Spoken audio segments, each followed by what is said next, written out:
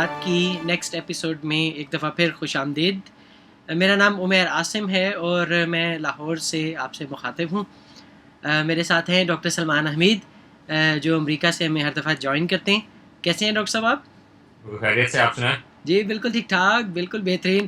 तो डॉक्टर साहब आजकल तो बड़ा शोर मचा हुआ है एक ख़बर का, तो मैं ये चाह रहा था कि उसी हवाले से आपसे कुछ बातें कर ली जाएं, क्योंकि बहुत सारे लोग हर जगह ये बात कर रहे हैं और मिक्स्ड अप माइंड्स भी हैं, वो कुछ वाजे भी नहीं बाज़ लोगों को बात होती। तो मेरा इशारा है ग्रेविटेशनल वेव्स की तरफ, यानी कशिश शकल की लहरें। तो तो डॉक्टर साहब, मैं ये चाहता हूँ आप शुरू यहाँ से करें कि लहरों का तो तसव्वुर हर एक के ज़हन में है, तो आप ज़रा शुरू करें कि ये कशिश शकल की लहरें कहाँ से पैदा हो गई। हम कशिश शकल से भी वाकिफ़ हैं, कुछ तो ज़मीन खींचती है, चीज़ें एक दूसरे को खींचती हैं एक दूसरे की तरफ। तो ये बताइए कशिश शकल की लहरें क्या चीज़ है? मेरा ख्याल है कि मेरी उर्दू जो है मैं उसको अपनी ज़रा बचा के रखूं। ठीक है। तो ठीक मैं है। उसको ग्रेविटेशनल वेव्स ही कहूँ। ठीक है। अ, उसमें जो मेन कॉन्सेप्ट है, हम्म, पहली बात तो ये है कि ये बड़ी खबर है। आई मीन इसमें जो है क्योंकि इतना जिक्र आ रहा है और ये जस्टिफाइड है, इतना जो जिक्र है ठीक क्योंकि है। ये एक बड़ी खबर है। ठीक है। इसकी दो तरीके हैं इसके बारे में बात करने के। एक तो ये है कि ये बड़ी खबर इसलिए है कि 1915 में आइंस्टाइन की जनरल थ्योरी ऑफ रिलेटिविटी उसने दी थी, मैथमेटिकल इक्वेशंस। ठीक है। और वो उसके मुख्तलिफ टेस्ट हो चुके हैं। जनरल थियोरी जो है वो काफ़ी कामयाब थियोरी है और उसमें से एक प्रिडिक्शन ये थी कि अगर वो थियोरी सही है तो ऑब्जेक्ट्स जो हैं वो ग्रेविटेशनल वेव्स भी पैदा करते हैं। खाली ये है कि उनको डिटेक्ट करना बहुत मुश्किल काम है क्योंकि वो जो है बड़ी मुश्किल से प्रोड्यूस होती हैं। ठीक है। अच्छा, तो पहले उसमें काम तो ये है कि वो ग्रेविटेशनल वेव्स जो हैं अब वो डिटेक्ट हो गई। तो ये कमाल की चीज़ है कि 1915 में आइंस्टाइन ने प्योरली थियोरेटिकल उसकी जो है प्योरली मैथमेटिकल उसकी प्रोडिक्शंस थी इक्वेशंस के ज़रिए। और उसकी थ्योरी ने प्रिडिक्ट किया कि देखें, अगर वहाँ पर ऐसे ऑब्जेक्ट्स हुए और अगर वो थ्योरी सही है तो आप जो है वो ग्रेविटेशनल वेव डिटेक्ट कर लेंगे अगर आपके पास ऐसे किस्म के इंस्ट्रूमेंट्स हों। और 100 साल के बाद आपको वो डिटेक्ट हो जाते हैं। तो एक तो पहली चीज़ ये है कि ये बहुत ही अमेजिंग चीज़ है प्रोडिक्शन, कि ज़बरदस्त। मैथमेटिक्स और साइंस की प्रिडिक्टेबिलिटी और उसको किस तरह से वो साबित होता है। दूसरा फैक्टर उसमें ये है कि जो मेन चीज़ है कि ये जो आपने कहा कि तीन या मुख्तलिफ चीज़ें जो हैं वो एक दूसरे को खींचती हैं, तो ये कॉन्सेप्ट ग्रेविटी का फोर्स का है जो ठीक है। एक न्यूटन के उससे आता है, न्यूटोनियन कॉन्सेप्ट कहलाता है। आइंस्टाइन ने जो जो उसकी जनरल थियरी ऑफ रिलेटिविटी थी उसमें उसका मेन कॉन्सेप्ट ये था कि आप ग्रेविटी को आप फोर्स की तरह इमेजिन ना करें, बल्कि जो हमारी कायनात है उसको आप एज अ 4 डायमेंशनल स्पेस दें। 3 डायमेंशन स्पेस की हैं, तो वो तो है लेंथ, ब्रेड्थ और हाइट, आपके किसी भी कमरे में आपको नजर आती है। और चौथी है टाइम की। और उसने कहा कि ये जो स्पेस और टाइम है वो कनेक्टेड है, इंटरलिंक्ड है। अब उसमें ग्रेविटी क्या है, वो उसमें ये था कि कोई भी ऑब्जेक्ट है जिसका मैस है, सूरज भी है, ज़मीन भी है, आप भी हैं, मैं भी हूँ, हाथी भी है, हम सब का मैस है। और वो जो मैस है वो इस स्पेस टाइम को बेंड करता है। तो इसका एक तरीका देखने का ये कि अगर जिस तरह आपके पास बेडशीट हो, पलंग पोश हो, आप उसके ऊपर, तो वो पलंग पोश जो है वो एक तरह से वो स्पेस टाइम हो गया कायनात का। अगर आप पलंग पोश के ऊपर अगर आप टेनिस की बॉल रखते हैं तो वो थोड़ी सी उसकी डिप होगी। अगर आप उसके ऊपर क्रिकेट की बॉल रखेंगे तो वो डिप ज़्यादा होगी। ठीक है। और अगर उसके ऊपर आप एक ईंट रखेंगे तो वो डिप और ज़्यादा हो जाएगी। ठीक है। तो वो जो बेंडिंग है वो हर ऑब्जेक्ट की होती है और वो एक तरह से आपको फोर्स नज़र आती है, लेकिन असल में ग्रेविटी जो है वो बेंडिंग ऑफ स्पेस टाइम है। बड़ा मैस है, ज़्यादा बेंडिंग है। तो सूरज और ज़मीन जो है, तो सूरज की जो स्पेस टाइम है वो ज़्यादा बेंड हुई हुई है, और ज़मीन जो है वो उस बेंडिंग के अंदर है। एक तरह से मौत का कुआं जिस तरह वहाँ पर होती हैं, वो कम से कम पहले तो होती थी पाकिस्तान में, वो जो मोटरसाइकिल वाले चलाते हैं गाड़ी। ठीक है, ठीक है। तो इस तरह से वो मोटरसाइकिल जो है वो मौत के कुएं की एज पर चलती है, तो वो तो सीधी लाइन में चल रहा है। इसी तरह ज़मीन जो है वो इस तरह के सूरज की जो बेंडिंग है उसके हिसाब से वो उस नेट के ऊपर चल रही है। अगर वो हल्की हो जाएगी तो सूरज के अंदर गिर जाएगी, जिस तरह मौत के कुएं वाले, अगर मोटरसाइकिल हल्की हो जाए तो वो नीचे गिर जाए, ज़्यादा तेज़ हो जाए तो वो बाहर हो जाए। तो ये एक मेन कॉन्सेप्ट था जनरल थ्योरी ऑफ रिलेटिविटी का। ठीक है।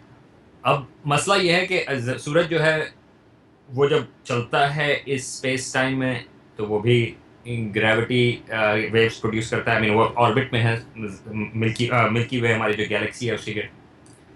ज़मीन जब सूरज के गिर्द घूम रही है वो भी हल्की सी ग्रेविटी वेव्स प्रोड्यूस करती है। तो उनको डिटेक्ट करना जो है वो बहुत मुश्किल है। तो अब ये जो डिस्कवरी हुई है वो ये है कि दो ब्लैक होल से, जो कि इनकी जो ग्रेविटी है एक लिहाज से, इनकी जो बेंडिंग है वो बहुत ज़्यादा है, और वो एक दूसरे को ऑर्बिट कर रहे थे, और जब वो मर्ज हुए उसकी वजह से जो ग्रेविटेशनल वेव प्रोड्यूस हुई वो अब जाकर डिटेक्ट हुई है यहाँ पर जो डिटेक्टर्स हैं लाइगो में। ठीक है, ठीक है। तो एक तो ये बात सामने आई कि जो आइंस्टाइन ने प्रिडिक्ट किया था मैथमेटिकली कि ऐसी लहरें होनी चाहिए और उनको तलाश किया जा रहा था, तो वो फाइनली डिटेक्ट हो गई। अब मुझे थोड़ा सा ये बताइए कि वो कौन सी मशीन है, वो कैसे काम करती है जिसने वो लहरें डिटेक्ट कर ली, और ये इतना मुश्किल क्यों था कि 100 साल लग गए उसको तलाश करने में? well, पहली बात है कि ये जो लहरें हैं ये बहुत, अगेन मैंने बताया कि ये आप पूरी स्पेस को आप बदल रहे हैं, तो ये बड़ी मुश्किल है कि ऐसी लहरें जो आप डिटेक्ट कर सकें। हमारे पास जो इंस्ट्रूमेंट वो एक उसके लिए जो है आपको इस तरह के डिटेक्टर्स चाहिए कि वो बहुत ही हल्की सी चेंज जो है वो दरियाफ्त कर सकें। तो ये जो अभी डिटेक्टर्स हैं वो हैं लाइगो के नाम से, laser interferometer gravitational wave observatory. ठीक है। और इसका जो बेसिक कॉन्सेप्ट है वो हम फिर बाद में कभी बात करेंगे, लेकिन इसकी जो मेन चीज़ है वो ये है कि दो उसमें लेजर्स हैं जो रिफ्लेक्ट होती हैं। ठीक है। और वो बेसिक प्रिंसिपल एक है इंटरफेरोमीटर का, ठीक है। कि अगर आपकी दो वेव्स जो हैं, और लाइट वेव्स जो हैं वो उनकी वेवलेंथ्स होती हैं, अगर वो एक दूसरे से ऑपोजिट वेव हो तो वो कैंसिल आउट हो जाती है। कैंसिल आउट हो जाती है। तो ये इसमें जो इंस्ट्रूमेंट है, और ये फिजिक्स में ये 100 साल से ऊपर से इस तरह की चीज़ें जो हैं वो यूज़ होती रही हैं। स्पीड ऑफ लाइट डिटेक्ट करने में इसी किस्म के इंटरफेरोमीटर यूज़ हुए हैं, लेकिन इसमें ख़ास बात यह है कि बहुत ही हल्की सी चेंज जो है वो डिटेक्ट हो सकती है। अच्छा। तो मेन आइडिया ये है कि आप ये लाइट जो लेज़र लाइट है वो आप दो हिस्सों में फेंकते हैं, दो किस्म के मिरर से, एक इधर से जाएगी वो रिफ्लेक्ट होकर वापस आएगी, और ये एक और मिरर से रिफ्लेक्ट होकर वापस आएगी। नॉर्मली अगर कोई चेंज नहीं है तो ये जो दो वेव्स हैं, ये दो लाइट्स हैं, इनका पैटर्न ऐसा है कि ये एक दूसरे को कैंसिल आउट कर देती हैं कंप्लीटली। अच्छा। ये इंटरफेरोमीटर में से जब गुजरती हैं। अच्छा। और यहाँ पे वो डिटेक्टर लगा हुआ है, ठीक तो है। उसको नॉर्मली कोई लाइट नहीं नजर नहीं आती, क्योंकि जब वो रिफ्लेक्ट होकर वापस आती हैं इन दोनों के फेज ऐसे हैं ठीक है। कि वो कंप्लीटली कैंसिल आउट कर देती हैं। ठीक है। ठीक है। अनलेस कि या तो ये वाला शीशा और ये वाला शीशा जो है वो हल्का सा वो बदले, हल्का सा बदले। ठीक है। ठीक है। और वो ये डिटेक्ट कर रहे थे कि वो उनकी चेंज इस हिसाब से आएगी कि अगर कोई ग्रेविटेशनल वेव जमीन के थ्रू गुजर रही है। ठीक है। और ये जो हम चेंज बात कर रहे हैं ये हम एटम के अंदर, न्यूक्लियस के अंदर की भी हम चेंज की बात कर रहे हैं। अच्छा, ये जो साइज छोटा है। जो चेंज है हम बात कर रहे हैं तकरीबन 1000 गुना प्रोटॉन से भी कम ओह वो चेंज। ओह तो आपको हर किस्म की और डिस्टर्बेंस, जमीन की, ट्रैफिक की, जहाज के गुजरने की, हर किस्म की आपको चेंज जो है वो उसको रिमूव करना है, अच्छा ताकि आपको ये पता हो कि अब जो मिरर की चेंज है वो किसी और चीज से नहीं, एक्सेप्ट कि वो जो स्पेस टाइम की परटर्बेशन है, वो जो वेव जा रही है, सिर्फ उसकी वजह से ये शीशे हिले। और कितने हिले हैं? जो हम बहुत ही कम। और ये इसलिए ये मुश्किल थी इसको डिटेक्ट करने की। ठीक तो है लाइगो जो है वो 2000 के शुरू में वो शुरू हुआ था, और शुरू में उसने कोई चीज़ डिटेक्ट नहीं की, मगर अभी पिछले 4-5 साल से उसकी वो इम्प्रूवमेंट हो रही थी, वो उसकी डिटेक्शन की, क्योंकि जो उसका वैक्यूम वो क्रिएट कर रहे हैं उसमें इम्प्रूवमेंट हुई। अच्छा और अभी वो इंजीनियरिंग फेज में था अच्छा अच्छा और उसने जो है वो डिटेक्ट की। अगर ये सवाल है कि क्या ये डिटेक्शन वाकई है या किसी और चीज़ से, तो नहीं कि बराबर में यार कि कोई जो है किसी ने जाके धक्का तो नहीं दे दिया। तो दो डिटेक्टर्स हैं ये, एक लुजियाना स्टेट में है और एक वाशिंगटन स्टेट में है, ठीक है और उन दोनों ने आइडेंटिकल सिग्नल डिटेक्ट किया। अच्छा अच्छा और जो डिफरेंस है, टाइम डिफरेंस, वो स्पीड ऑफ लाइट का है, अच्छा अच्छा ठीक है लुजियाना और ठीक है वाशिंगटन स्टेट में।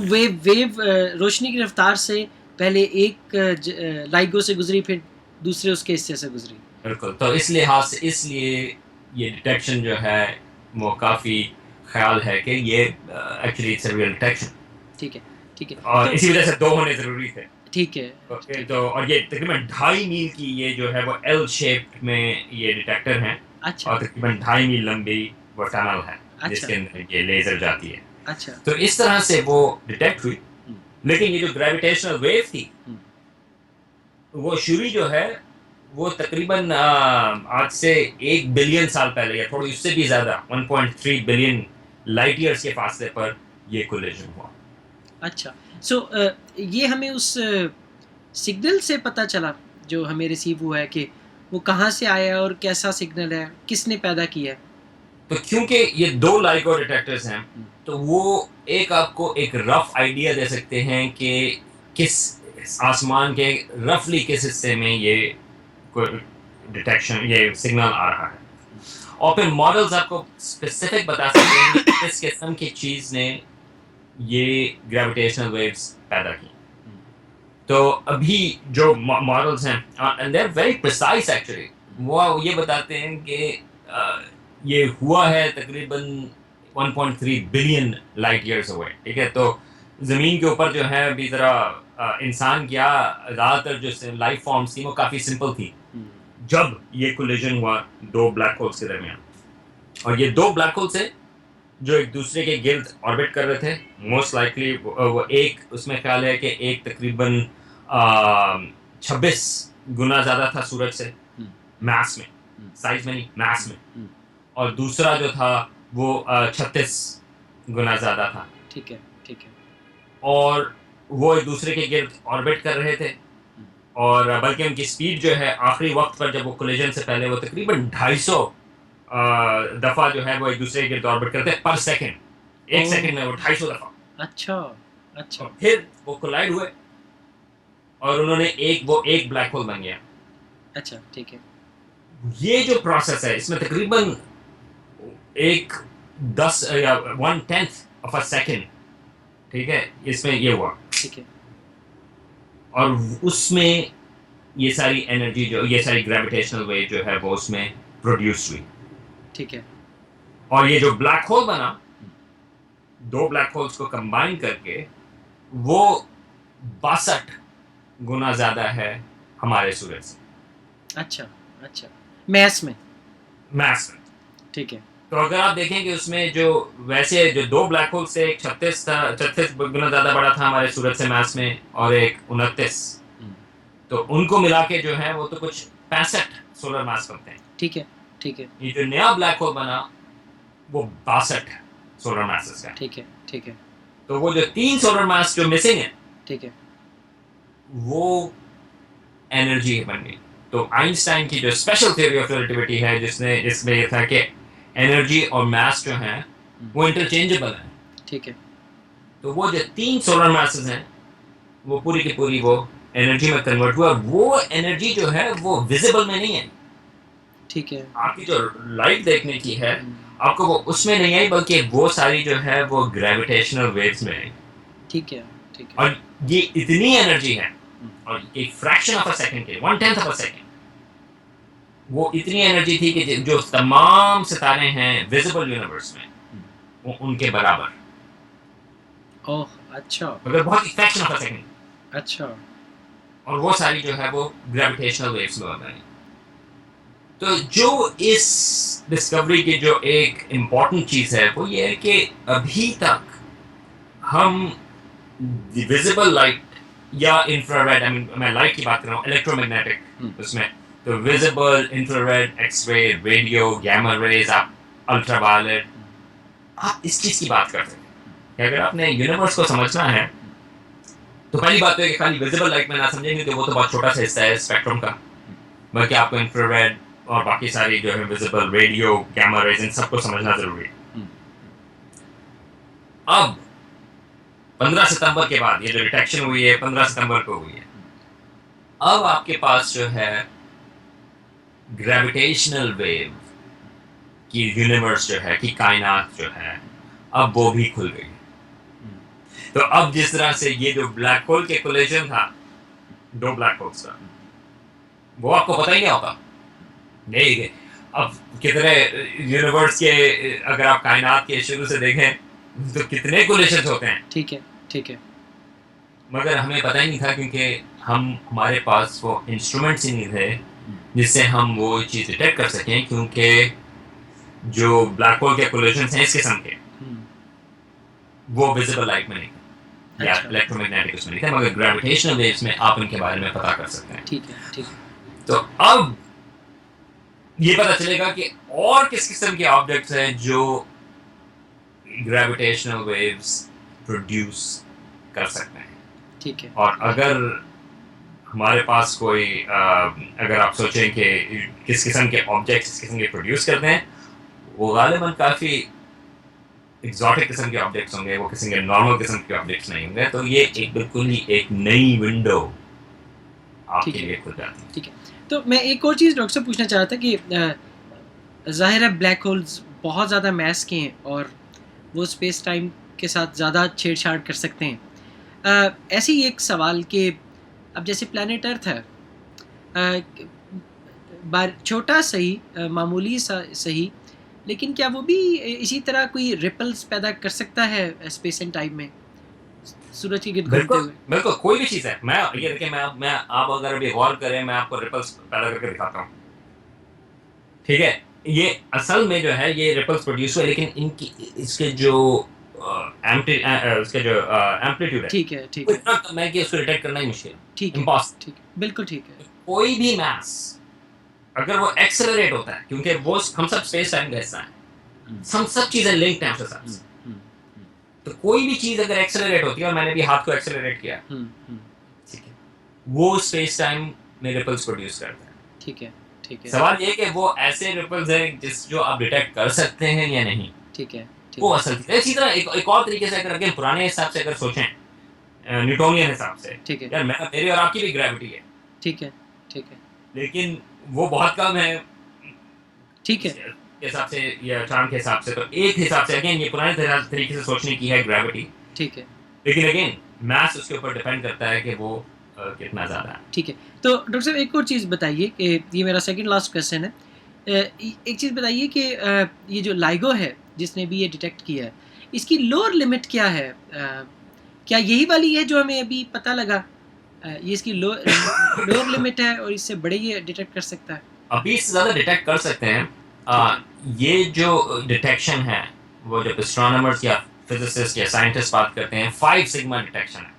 मतलब ये कि अगर खाली रैंडम वो हो तो खाली 1 सिग्मा जो है वो रैंडम से थोड़ा सा ज़्यादा वो आता है। 5 सिग्मा जो होते हैं वो एस्ट्रोनॉमर्स के हिसाब से होता है कि उनका जो ख्याल है कि 95% से ज़्यादा this is a good detection. अच्छा ठीक है। ठीक है। और जैसे मैंने कहा कि लाइगो जो है वो भी इंजीनियरिंग फेज में है। ठीक है। अभी वो निकल रही थी। इसका मतलब ये है कि वो और कई ज़्यादा चीज़ें जो हैं वो दरियाफ्त कर सकेगी। ठीक तो है। ये खाली ये उसकी अपर लिमिट पर नहीं है, ये जो डिटेक्शन है। तो उम्मीद है ठीक है। कि और चीज़ें भी डिटेक्ट होंगी। इसके अलावा अभी इस जनवरी में जो यूरोपियन स्पेस एजेंसी है ईसा, उसने अभी एक स्पेसक्राफ्ट भेजी है। एक एक तरह से वो अभी टेलीस्कोप बनेगी लीसा के नाम से, ठीक है। जो कि लेजर इंटरफेरोमीटर स्पेस ऑब्जर्वेटरी है। ठीक है। तो उन्होंने एक जो भेजी है वो लेग्रांजियन पॉइंट्स होते हैं जहाँ पर ज़मीन और सूरज की ग्रेविटी जो है वो कैंसिल आउट हो जाती है एक तरह से। ठीक है। तो वहाँ पर उन्होंने एक अभी भेजी है, पार्ट ऑफ द टेलीस्कोप। अगर वो काम किया, प्रूफ ऑफ कॉन्सेप्ट है, तो फिर वो 2 और भेजेंगे और वो फिर एक ट्रायंगल बन जाएगा स्पेस में।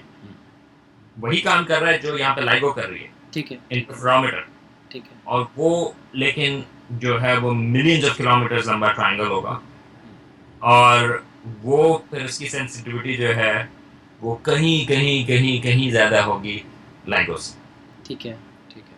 तो लेकिन अगेन 15 सितंबर से पहले हमें ये नहीं पता था कि क्या हम वाकई ग्रेविटेशनल वेव डिटेक्ट कर सकते हैं या नहीं कर सकते, ठीक है। और क्या वो एग्जिस्ट करती हैं या नहीं करती। आई मीन ठीक है। सारी ये जो है अगेन मैथमेटिकली तो वो प्रेडिक्ट हुई थी। और इसमें मैं एक और चीज़ बताऊँ, हमारा लोकल कनेक्शन है यहाँ पे यूमास एमर्स में, अच्छा। यूनिवर्सिटी ऑफ मैसाचुसेट्स में। अच्छा। अच्छा। 1978 में उन्होंने यहाँ पे 2 फिजिसिस्ट थे, एस्ट्रोनॉमर्स, टेलर और हल्सी, और उन्होंने डिस्कवर किए थे बाइनरी न्यूट्रॉन स्टार्स। सो न्यूट्रॉन स्टार जो हैं वो इंतहाई एक स्ट्रेंज किस्म के ऑब्जेक्ट्स हैं, और उनसे ज़्यादा अगर कोई स्ट्रेंज चीज़ है वो खाली ब्लैक होल बन जाते हैं। ठीक है। ठीक है, तो ये बाइनरी न्यूट्रॉन स्टार्स है, 2 न्यूट्रॉन स्टार्स। तो वो छोटे से एक ऑब्जेक्ट्स हैं, बेसिकली न्यूट्रॉन्स के बने हुए। उनकी डेंसिटी जो है वो न्यूक्लियस जितनी है एटम की। ठीक है। और ये जब सूरज से कहीं बड़े सितारे जब एक्सप्लोड होते हैं तो वो उनका जो कोर बचता है तो वो न्यूट्रॉन स्टार बनता है। ठीक है। ठीक है। ये 2 न्यूट्रॉन स्टार्स थे जो बाइनरी न्यूट्रॉन स्टार्स एक दूसरे के गिर्द ऑर्बिट कर रहे थे। ठीक है। और एक जो है उसमें से वो रेडियो पल्सेस भी देता है, पल्सा। ठीक है, तो वो उन्होंने डिटेक्ट किया और उन्होंने ये देखा कि ये जो है वो हल्के से स्लो डाउन हो रहे हैं। अच्छा। हल्के से स्लो डाउन हो रहे हैं। उनका ऑर्बिट जो है वो हल्का सा कम हो रहा है। सॉरी, मैंने गलत कहा कि वो खुद स्लो डाउन नहीं हो रहा, उनका ऑर्बिट जो है वो कम हो रहा है। ठीक है। ठीक है। ठीक है। उन्होंने कैलकुलेट ये किया कि जो उनका ऑर्बिट है वो इसलिए कम हो रहा है क्योंकि वो हल्की सी एनर्जी जो है वो ग्रेविटेशनल वेव्स में जा रही है। अगेन क्योंकि ये अच्छा। अच्छा। हाई डेंसिटी ऑब्जेक्ट्स हैं और वो बिल्कुल एक दूसरे के करीब हैं, तो मैथमेटिकली वहाँ पे जनरल थियरी के हिसाब से उनकी कुछ एनर्जी जो है वो ग्रेविटेशनल वेव में लीक हो रही होगी। ठीक है। और क्योंकि एनर्जी लीक हो रही है तो वो दे वर लूजिंग एंगुलर मोमेंटम और वो एक दूसरे के करीब आ रहे थे। तो कमाल की चीज़ ये है कि जो रेट है उनके ऑर्बिटल डिके का, ये जो बाइनरी पल्सार्स हैं, बाइनरी न्यूट्रॉन स्टार, ठीक है। वो एग्जैक्टली मैच करता है जनरल थ्योरी की प्रेडिक्शंस। वाह, जबरदस्त। कर वो ग्रेविटेशनल वेव्स में वो एनर्जी लूज करना, ठीक है, तो कमाल की बात है। और 1993 में उनको एक्चुअली दोनों को नोबेल प्राइज मिला इस चीज़ के ऊपर। तो ये चीज़ ये थी कि उससे इसकी वजह से हमें ये मालूम था कि ग्रेविटेशनल वेव्स एग्जिस्ट करती हैं, क्योंकि ये बाइनरी जो न्यूट्रॉन स्टार्स हैं उनके ऑर्बिटल डिके जो था वो एग्जैक्टली प्रेडिक्ट होता था अगर वो जो एनर्जी लूज कर रहे हैं वो ग्रेविटेशनल वेव्स में जा रही है। मगर डायरेक्ट डिटेक्शन ग्रेविटेशनल वेव्स की नहीं थी। तो हमें ये तो पता था कि ग्रेविटेशनल वेव्स हैं डेफिनेटली, लेकिन ये नहीं पता था कि हम डिटेक्ट कर सकते हैं या नहीं। 15 सितंबर पहले। बिल्कुल ठीक, बिल्कुल और ठीक। इसमें आपको ये भी पता होगा कि इसमें पाकिस्तानी कनेक्शन भी है। हाँ जी, हाँ जी, वो उसके बारे में भी आप थोड़ा सा बताइए। हाँ, तो ये एक कमाल की चीज़ है। नरगिस माबल वाला, वो कराची में उनकी शुरू की पढ़ाई थी, ठीक है। और उसके बाद अब वो यहाँ पर MIT में एसोसिएट चेयर हैं, आई थिंक, वहाँ पे फिजिक्स डिपार्टमेंट की। ठीक है। और वो इस लाइगो टीम में मेजर कंपोनेंट है, और उस हिसाब से एक ज़बरदस्त चीज़ है। ज़बरदस्त। एक पाकिस्तानी कनेक्शन जो है वो इस डिस्कवरी में, और जो discovery more likely than not ये एक नोबेल प्राइज का होगा। आई डोंट नो कि नरगिस जो है वो, क्योंकि नोबेल प्राइज आई थिंक उसमें लिमिट जो है वो 3 लोगों की होती है कि वो उसमें शामिल होंगी या नहीं, लेकिन she is a major component. अच्छा। और मेरी अपनी स्कूलिंग जो है वो BBS पारसी स्कूल में थी, ये पारसी हैं। और सो आई डोंट नो कि वो कराची में कहाँ, मेरा ख्याल है शायद वो मामा पारसी में हो अच्छा, कि अच्छा, स्कूलिंग हो। अच्छा, तो ज़बरदस्त चीज़ है। अच्छा, तो ज़बरदस्त। इस हिसाब से जो है हमें मुबारकबाद जी, एक हद बिल्कुल, तक इसको बिल्कुल, देनी इसमें कोई चाहिए। शक नहीं, इसमें बिल्कुल कोई शक नहीं। तो वैसे तो जो देखा था वो जो पेपर इसका छपा है उसमें तो कोई 1000 से ज़्यादा लोग हैं। वो तो इसकी वजह ये है कि वो तो जितने लोग जिन्होंने जो लाइगो में शामिल हैं और फिजिक्स में या एस्ट्रोनॉमी में अब जो है जो ज़्यादातर पेपर छपते हैं, जैसे हबल स्पेस टेलीस्कोप के पेपर छपते हैं, अगर आप उसमें ऑफिशियल लिस्ट देखें तो उसमें तकरीबन 70-80-100 लोग हर पेपर के ऊपर मौजूद होते हैं। इसकी वजह यह है कि जितने लोग उसमें इंस्ट्रूमेंट्स बनाने वाले हैं, जिन्होंने उसके डिज़ाइन के ऊपर काम किया, उन सबका नाम जो है जस्टिफाइबली आना चाहिए। ठीक है, ठीक है। और फिर उसमें फिर लेकिन तो वो मुख्तलिफ हिसाब से होते हैं। इसी तरह लाइगो का जो पेपर है उसमें सबका नाम आएगा। बिल्कुल ठीक है। और वो एक अलग बात है, कभी हम फिर बात करेंगे कि हमें एक लिहाज से उस हिसाब से साइंस का जो शक्ल है साइंस की, वो अब बदलती जा रही है। कि वो जो पहले क्या होता था कि वो एक लोन जीनियस है, या कि वो पहले भी गलत कॉन्सेप्ट था, लेकिन फिर भी आप आइडेंटिफाई कर सकते थे कि ओके ये जीनियस या इसकी थ्योरीज हैं या उसकी थे। अब इट्स डिफिकल्ट, क्योंकि अब ज़्यादातर चीज़ें जो हैं वो कोलैबोरेशन से होती हैं, और इस किस्म की चीज़ें ख़ासतौर से अब अगर आप कॉस्मोलॉजी की बात करते हैं या एस्ट्रोनॉमी की बात करते हैं या फिज़िक्स की बात करते हैं, ये ज़्यादातर डिपेंडेंट है मेजर इंस्ट्रूमेंट्स पे, और वो इतनी बड़ी कोलैबोरेशंस उसमें होती हैं कि उसमें एक आदमी को पिन पॉइंट करना ऑलमोस्ट एक वो ज़्यादती है, क्योंकि ये जो है बहुत सारे लोगों का काम होता है। और जिस तरह हिग्स बोसॉन डिस्कवर हुआ, उसमें पाकिस्तान भी अब CERN में थोड़ा सा शामिल था। अब तो उसमें बहुत सारे लोग साथ में शामिल होते हैं। पाकिस्तान अभी एक और पार्टिकल एक्सेलरेटर है जो सेस्मी के नाम से, जो आई थिंक जॉर्डन में वो एक्सेलरेटर है। उसमें मुख्तलिफ कंट्री शामिल हैं, उसमें पैलेस्टाइन भी शामिल है, इसराइल भी शामिल है, ईरान भी शामिल है। तो उसमें मुख्तलिफ कंट्री शामिल है, और आई थिंक उसमें पाकिस्तान ने भी अभी ज्वाइन किया है।